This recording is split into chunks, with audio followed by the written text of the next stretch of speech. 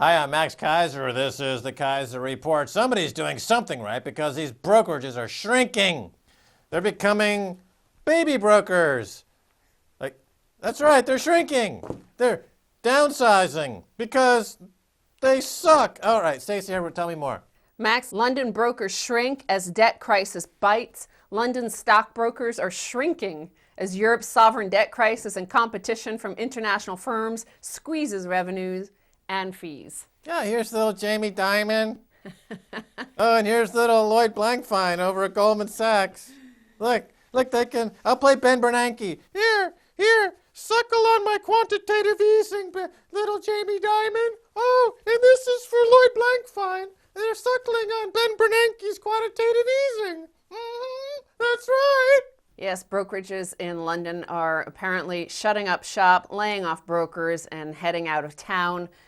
Now, Tim Linacre, who is stepping down as chief executive officer at Panmure Gordon and Company, a 135-year-old brokerage, said this isn't just a blip. This is much worse. It's a desert for activity, which is why you are seeing some firms throw in the towel. It's partly due to the collapse in the IPO market, but also the fact that it appears that these smaller brokerages just can't compete with the large firms in terms of the high frequency trading. You know that most, like the likes of Goldman Sachs and JP Morgan, can trade at a speed faster than the speed of light. So these firms can't afford the multi-million-dollar co-located computers to front-run clients around the world. That's right. They can use high frequency trading to go back in time and steal money from people from last year.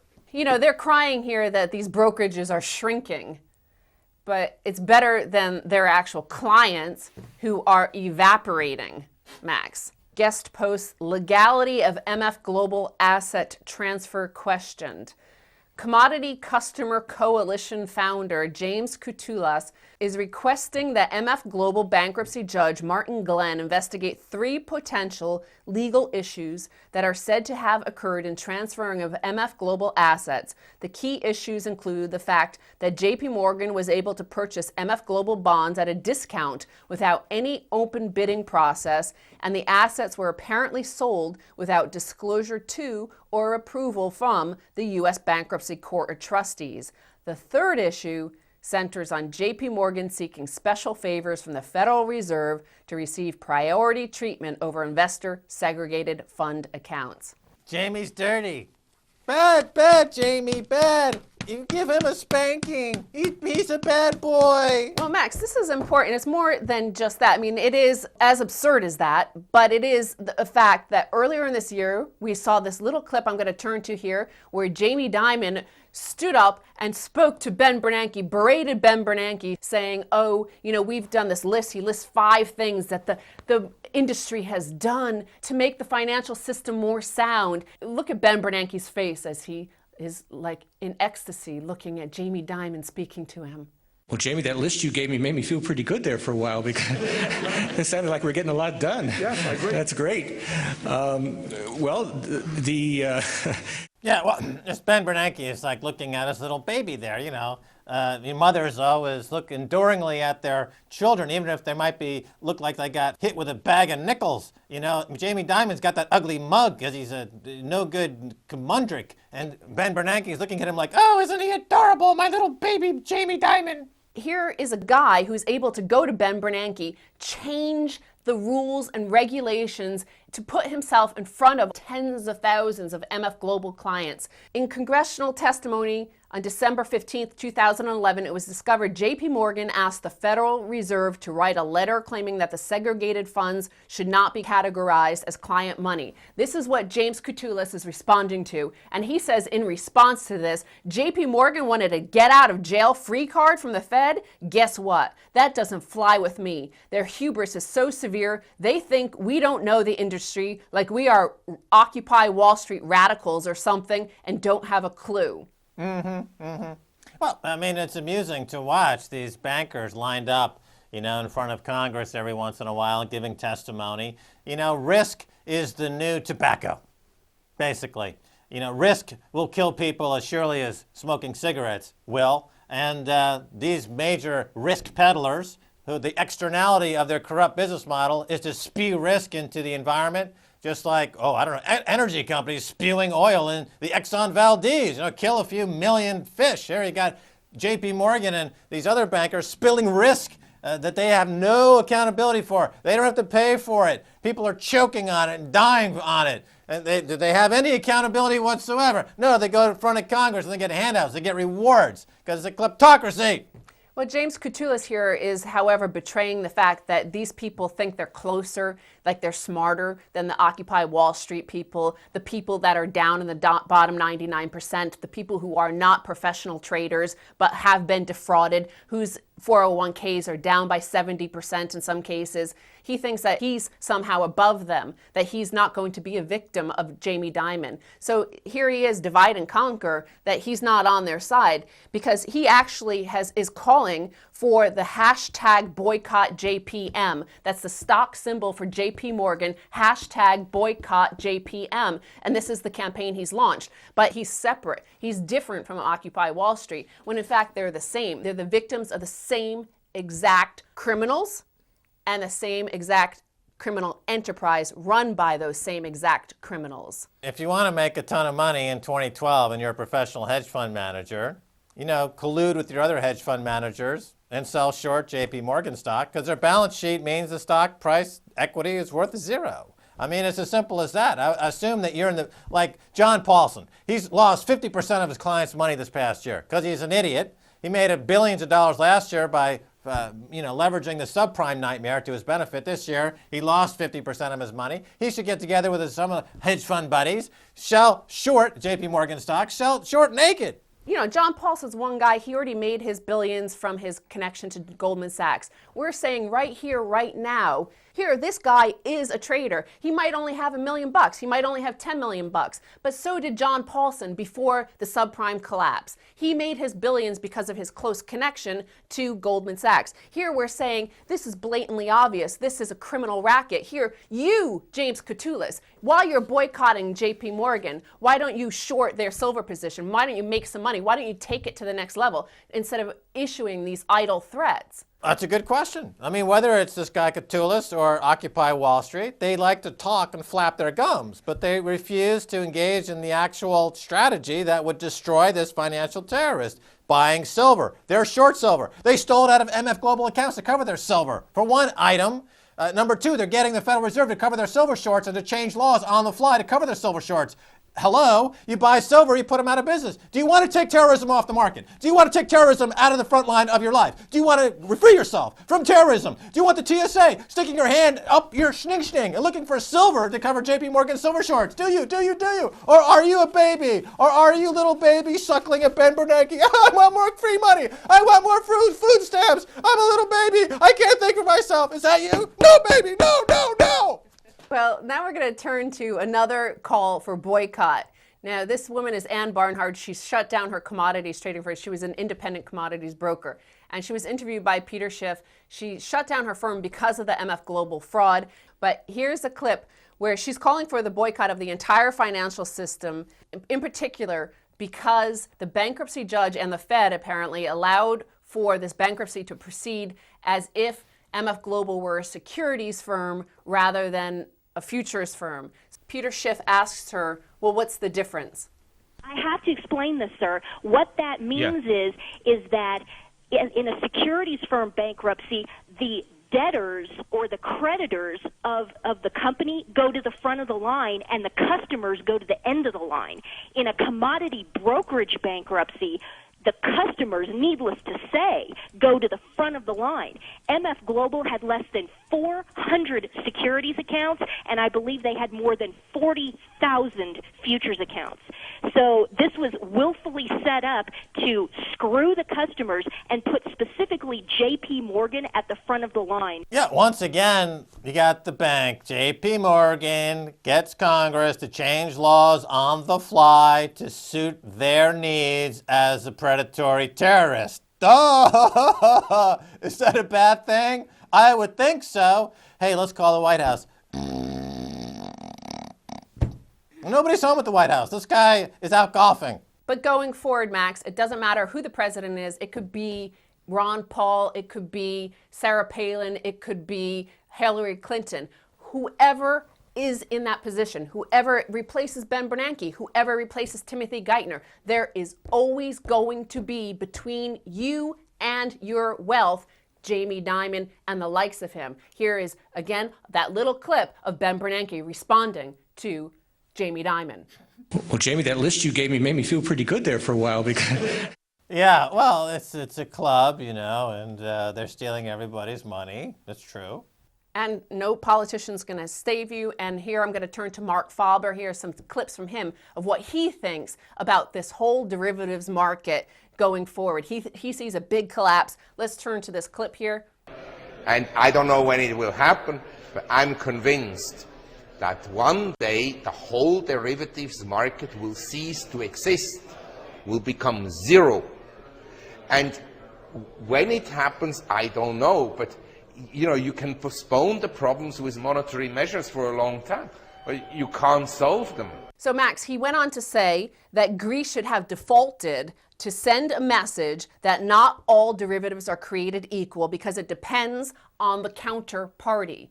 How can you have a counterparty on $700 trillion in derivatives? There are no counterparties unless there's going to discover through the neutrino faster than light particle a parallel galaxy of people who like to buy derivatives from the Wall Street. I don't think they're going to make good on it, are they? This is command and control communism that you see being operated by the central banks, of which JP Morgan is a member of that. So he's saying that they want all derivatives to be equal. Wealth must be redistributed equally to each unit of a credit derivative, even though they are not all equal. Mm-hmm. Right. So it's like making those farm equipment or cars during a previous communist era country and price fixing and saying that's wealth. The fact that the ancillary markets break down and there's no way to service those cars and they're completely uneconomically created and it's creating massive poverty in the system is overlooked. Similarly with the derivatives, they think they're all the same. They're coming off the assembly line of fraud on Wall Street and they're causing incredible poverty. But the ideology and the dogma and the central planners in Washington and the propaganda say that there's something else happening. Meanwhile, the other countries have already been through that nightmare, have grown up, and they're ready to lead the world. The BRICS, Brazil, Russia, India, China, they're ready to take it forward, leave these idiots behind. But you also hear, Max, in America over and over, especially through Fox News, that somehow it's the workers. It must be the workers because Ayn Rand and Friedrich Hayek told us this stuff, that it must be those socialists, that we have to find the socialists when it's sitting there right in front of their face, the command and control of interest rate policy, but also this policy towards credit derivatives that they're all being treated equal. Mm-hmm. Well, absolutely. I mean, workers are essential to create the capital upon which you'd have a free market capitalist system. If you turn all of your workers into merely consumers that are borrowing money and that money is borrowed at artificially low rates, then you're hollowing out your economy to the point of economic collapse, which is happening in the United States and around the world as we speak. Okay, Stacey Herbert, thanks so much for being on the Keiser Report. Thank you, Max. Don't go away. Much more coming your way, so stay right there.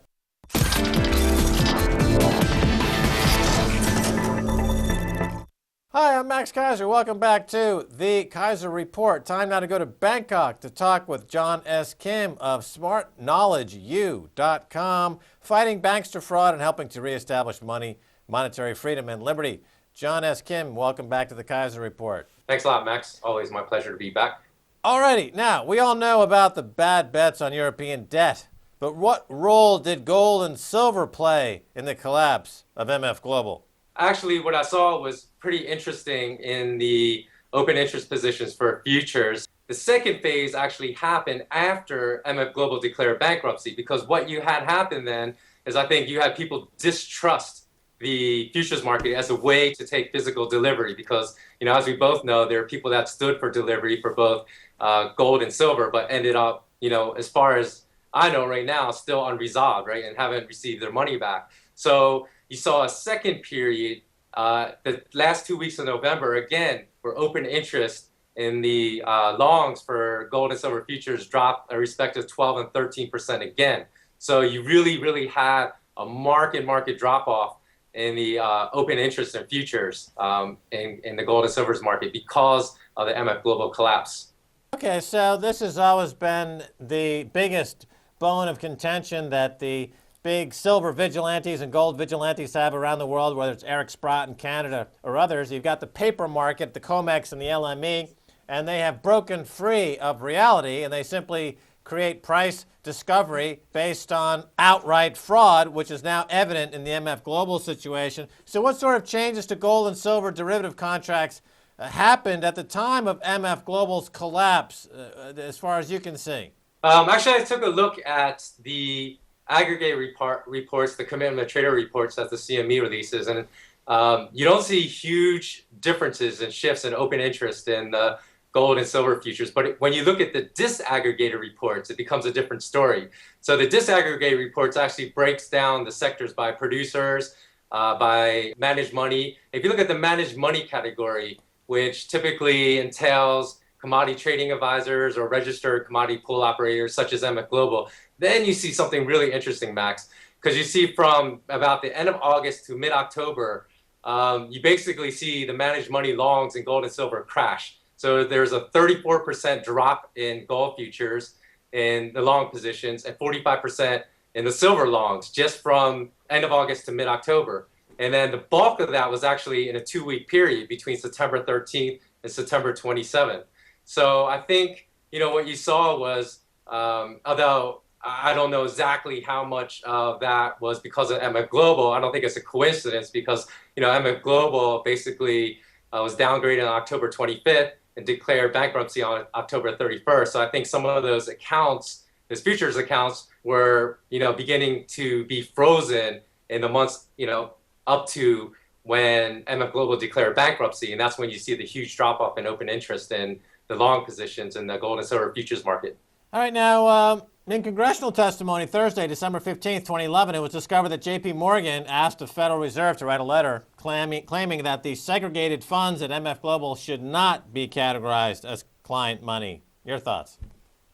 My thoughts are that's absolutely ludicrous because what are segregated accounts? If the clients can't have their money protected in segregated accounts, I mean, it's kind of the same analogy would be unallocated accounts versus allocated accounts in physical gold and silver that, bullion banks hold for customers. So I've always said never hold any bullion in unallocated accounts of any kind, and preferably not even in any bullion banks. But if you can't have allocated accounts, in this case, if you can't have segregated accounts protected, then, what rights do clients have? They have none. Right. Also, when the MF Global went bankrupt, J.P. Morgan lobbied the regulators to do so under a sub-Chapter 4 of Chapter 7 bankruptcy, which would mean that the firm was considered a securities firm instead of a futures firm, which made J.P. Morgan the senior creditor. It's, I guess it's technically not illegal, but it's still a hanging offense in some courts. Now, the trustees for MF Global have floated the idea of liquidating clients' gold and silver holdings. Your thoughts? Well, in some sense, I think they already have, right, Max? Because, they certainly liquidated like futures positions that stood for delivery. Like there were definitely people that held large amounts in gold and silver futures contracts, long positions that stood for physical delivery, and they're not getting their physical gold, they're not getting their physical silver. Those accounts have been offset or liquidated, and they're not even sure if they're going to get 100% of their cash back. So in some sense, I think it's basically, it looks like straight theft because there have been, I've read some instances where people have tried to match up the increase in the registered silver of JP Morgan's accounts, and it seems to kind of almost match the amount of physical silver, the amount of silver futures and gold futures contracts that stood for physical delivery. So I don't think that's a coincidence that those numbers almost match up. So if somebody's trying to buy $1 million of silver on the COMEX or gold, how do they do it? Safe or buy it out? How do people buy volume in precious metals now? Because if the COMEX is going to or the London LME is simply going to do the bidding of the banksters, how do people buy bullion in size now in bulk, physical? Sure, I think there is one silver lining in this cloud, in this totally criminal MF Global case, and that is the fact that it's going to basically change the mechanism by which large buyers seek to purchase large amounts of physical gold and physical silver.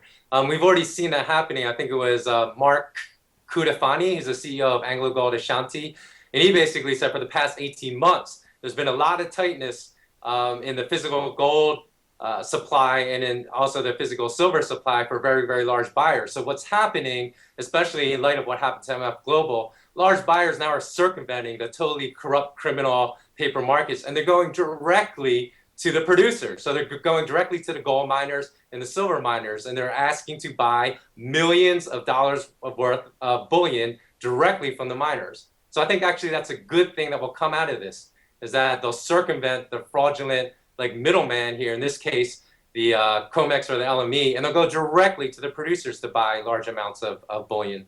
Yeah, some are speculating that we will see two prices quoted. We'll see the paper price and the physical price coming up in the next year, because you'll have the actual price discovery going on in physical bullion between buyers and miners, and then you'll have the corrupt paper price that's manipulated by J.P. Morgan and Wall Street to feather their corrupt balance sheet fraud. Do you see two prices emerging in 2012? I think we've already seen that, Max, because I've been following even the latest dip, like at the end of this month, and when silver was at trading intraday one time at $27.99 an ounce, I went and looked at like the Monex and other bullion dealers, and I still saw 1 ounce silver coin selling for like $31.74. So that's a 13% premium, like over the futures price and over the spot price. So I think we're already beginning to see this. And my feeling about these paper derivative markets is I think that bankers deliberately set that up to suppress gold and silver prices, to manipulate prices like in their favor so they could steal from clients. I don't think it was ever intended, like as I said, is the mission of these paper derivative products to allow producers to hedge. I think they wanted to set up like a fake market, a fake paper market whereby basically today it's ridiculous because the futures and spot price for gold and silver have nothing to do almost with the physical supply and demand determinants of gold and silver. All right, let's take a look into the crystal ball for 2012. J.S. Kim, what is your outlook for precious metals in 2012? Any thoughts on that? Well, as far as the time horizon, it's always very difficult, right, Max, to predict. I don't like, giving predictions like gold is going to be at 2,000, silver is going to be at 70 or 80 within a certain time frame.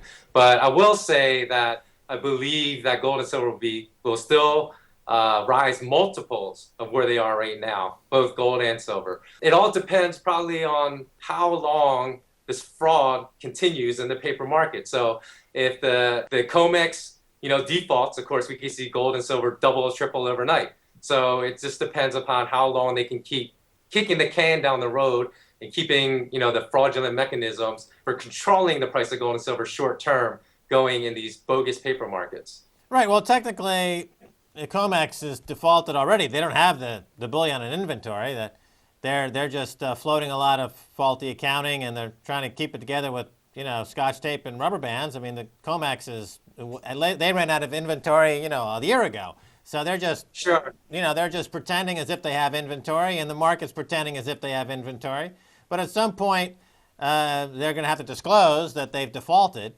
I suppose that would be a big boost to the prices at that point, because people would realize that they've been lied to about COMEX's inventory. Sure. But I also think even what the CEO of Anglo Gold Ashanti said, that people are now circumventing the COMEX, circumventing the LME, going directly to the gold miners and silver miners to buy bullion. I think that will be a game changer, because that will mean that the bullion banks will have a more difficult time getting the tiny fraction, right, of physical gold and physical silver that they use to back the futures markets, and that they use to leverage gold up 100 to 1, silver 165 to 1 at a time. So that could usher in also a default on the futures markets. So I think 2012 will be a very interesting year. We'll see extreme volatility in gold and silver prices, but at the end of the year, I think we are going to see much, much higher gold and silver prices. Okay, finally, how about Asia? The appetite for precious metals in Asia is still very strong, correct? Do you see that continuing next year? Oh, definitely. I definitely see the appetite for precious metals growing, especially since, in Asia, we don't have a lot of the propaganda and brainwashing through the academic system that we have in the Western world, as far as gold being a barbarous relic and not a wise store of value. So that is largely absent from a lot of the Asian educational system. So Asians really value gold and they value silver. So I think we'll continue to see strong buying pressure in Asia in both gold and silver markets, the physical markets, that is. All right, J.S. Kim, we're out of time. Thanks for being on the Keiser Report. Okay, thanks a lot, Max. All right, and that's going to do it for this edition of the Keiser Report with me, Max Keiser, and Stacy Herbert. I want to thank my guest, J.S. Kim of SmartKnowledgeU.com. You can follow J.S. on Twitter at SmartKnowledgeU. You can follow us on Twitter or Facebook. You can just look up Keiser Report. You can send me an email at keiserreport@rttv.ru. Until next time, Max Keiser saying bye, y'all.